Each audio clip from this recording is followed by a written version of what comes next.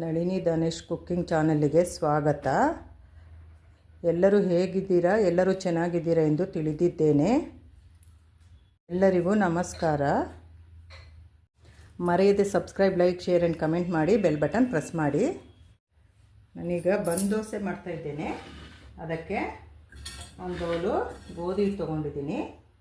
ಅದರಲ್ಲಿ ಅರ್ಧ bowl medium ರವೆ ತೊಗೊಂಡಿದ್ದೀನಿ, ಬಾಂಬೆ ರವೆ, ಮೀಡಿಯಮ್ ರವೆ. ಮತ್ತು ಅದರಲ್ಲಿಗಿಂತ ಅರ್ಧ ಬೌಲು ಕಡಲೆ ಹಿಟ್ಟು ತೊಗೊಂಡಿದ್ದೀನಿ, ಬಜ್ಜಿ ಬೋಂಡ ಮಾಡೋಂಥ ಕಡಲೆ ಹಿಟ್ಟು.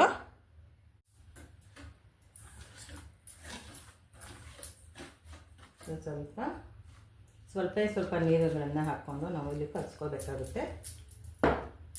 ಸ್ವಲ್ಪ ನೋಡ್ಕೊಂಡು ಹಾಕ್ಕೋಬೇಕು ನೀರನ್ನು. ಈ ರೀತಿ ನಾವು ಈಗ ಹಾಕಿ ಮಿಕ್ಸ್ ಮಾಡಿದ್ರೆ ಆಗುತ್ತೆ.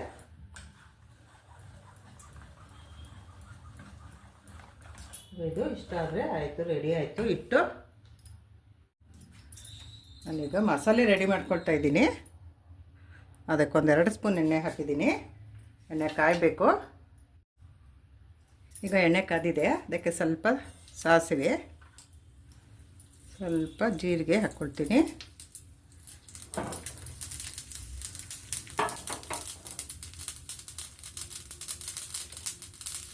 ಅದಾಗಿದೆ. ಅದಕ್ಕೆ ಸ್ವಲ್ಪ ಈರುಳ್ಳಿ ಹಾಕೋತೀನಿ.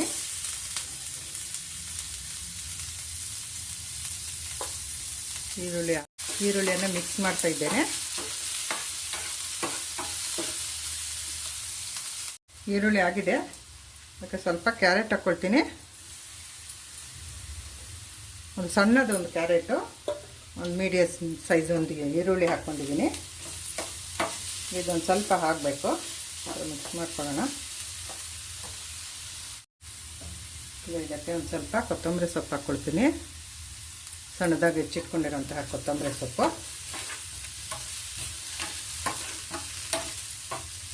ಇದಕ್ಕೆ ಸ್ವಲ್ಪ 1 ಸ್ಪೂನು ಧನಿಯಾ ಪೌಡರ್ ಹಾಕ್ಕೋತೀನಿ. ಮಿಕ್ಸ್ ಮಾಡ್ತೀನಿ. 1 ಸ್ಪೂನು ಅಚ್ಚ ಖಾರದ ಪುಡಿ, ಒಂದು ಅರ್ಧ ಸ್ಪೂನು ಗರಂ ಮಸಾಲ ಹಾಕ್ಕೊಳ್ತೀನಿ. ಈಗ ಇದನ್ನೆಲ್ಲ ಮಿಕ್ಸ್ ಮಾಡ್ತೀನಿ. ಮಸಾಲೆ ರೆಡಿ ಮಾಡ್ಕೊಳ್ತೀನಿ. ಬಂದು ದೋಸೆ ಮಾಡೋದಕ್ಕೆ. ಬಂದು ದೋಸೆ ಮಕ್ಕಳಿಗೆ ತುಂಬ ಇಷ್ಟ ಆಗುತ್ತೆ. ಲಂಚ್ ಬಾಕ್ಸ್ಗೆ ಹಾಕ್ಕೊಟ್ರೆ ಮನೆಯಲ್ಲಿ, ಮತ್ತು ಸಂಜೆ ಸ್ನ್ಯಾಕ್ಸ್ಗೆಲ್ಲ ಮಾಡ್ಬೋದು, ಬೆಳಗ್ಗೆ ತಿಂಡಿಗೆ, ನೈಟ್ ಈ ಥರ ಮಾಡ್ಕೋಬೋದು. ತುಂಬ ಖುಷಿಯಿಂದ ತಿಂತಾರೆ ಮಕ್ಕಳು. ಮತ್ತು ದೊಡ್ಡವ್ರಿಗೂ ಇಷ್ಟ ಆಗುತ್ತೆ ಈ ತಿಂಡಿ. ರುಚಿಗಾಗುವಷ್ಟು ಉಪ್ಪು ಹಾಕ್ಕೊಳ್ತೀನಿ. ಇದನ್ನ ಮಿಕ್ಸ್ ಮಾಡಿದ್ರೆ ಆಯಿತು, ಮಸಾಲೆ ರೆಡಿ ಆಯಿತು. ಸ್ವಲ್ಪ ತಣ್ಣಗಾಗಬೇಕು ಅಷ್ಟೇ. 1 ನಿಮಿಷ 2 ನಿಮಿಷಕ್ಕೆ ತಣ್ಣಗಾಗುತ್ತೆ ಇದು. ಈಗ ಆಯ್ತಿದು. ಇದೀನಿ ದೋಸೆ ಹಾಕೋದಕ್ಕೆ ಸ್ವಲ್ಪ ಹಾಕ್ತೀನಿ. ಈ ಥರ ಹಾಕ್ಕೋಬೇಕು. ಇಷ್ಟ ಆದರೆ ಆಯಿತು. ಬಂದು ದೋಸೆಗೆ ಆಮೇಲೆ ನಾವು ಮಾಡಿ ಇಟ್ಕೊಂಡಿರೋಂತಹ ಮಸಾಲೆನ ಹಾಕಬೇಕಾಗುತ್ತೆ. ಈ ಥರ ತೆಳ್ಳಗೆ ಹರಡ್ಕೋಬೇಕು ನಾವು ಇದನ್ನೆಲ್ಲನೂ. ಈ ಥರ ಹರಡ್ಕೋಬೇಕು. ಅದ್ರ ಮೇಲೆ ಒಂದು ಸ್ವಲ್ಪ ಹಿಟ್ಟನ್ನು ನಾವು ಹಾಕಬೇಕಾಗುತ್ತೆ. ಈ ರೀತಿ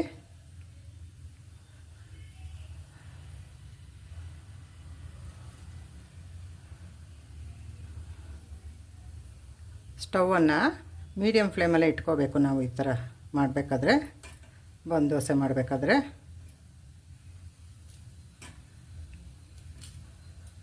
ಇದು ಬೇಯಬೇಕೀಗ, ಚೆನ್ನಾಗಿ ಬೇಯಬೇಕು. ಇದರ ಮೇಲೆ ಒಂದು ಅರ್ಧ ಸ್ಪೂನ್ ಎಣ್ಣೆ ಹಾಕ್ಕೊಳ್ತೀನಿ.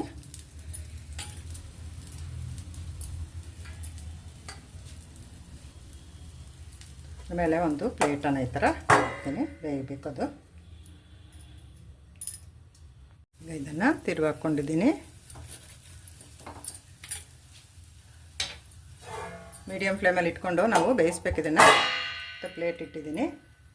ನಾನು ಇಲ್ಲಿ ತಿರುವಾಕೊಂಡಿದ್ದೀನಿ. ಕಡೆ ಒಂದು ಸ್ವಲ್ಪ ಬೆಂದರೆ ಆಯಿತು. ಈಗ ನಾನು ಇದನ್ನು ತೆಗೆದುಕೊಳ್ತೇನೆ. ಆಗಿದೆ ಈಗ ಇದು. ಇನ್ನೊಂದು ಹಾಕ್ಕೊಳ್ತೀನಿ. ಬಂದೋಸೆ ನೋಡಿ ಎಷ್ಟು ಸಾಫ್ಟಾಗಿ ಬಂದಿದೆ. ಬಂದೋಸೆ ಬಂದೋಸೆ ತುಂಬಾ ಸಾಫ್ಟಾಗಿ ತುಂಬ ಚೆನ್ನಾಗಿ ಬಂದಿದೆ. ಈ ಥರ ನೀವು ಮಾಡಿ ಮನೆಯಲ್ಲಿ ಮಕ್ಕಳಿಗೆ ಕೊಡಿ, ಎಲ್ಲರೂ ಖುಷಿಯಿಂದ ತಿಂತಾರೆ. ಮಕ್ಕಳಿಗೆ ಲಂಚ್ ಬಾಕ್ಸ್ಗೆ, ಮನೆಯಲ್ಲಿ ಬೆಳಗ್ಗೆ ತಿಂಡಿಗೆ ಎಲ್ಲದಕ್ಕೂ ಆಗುತ್ತೆ ಇದು.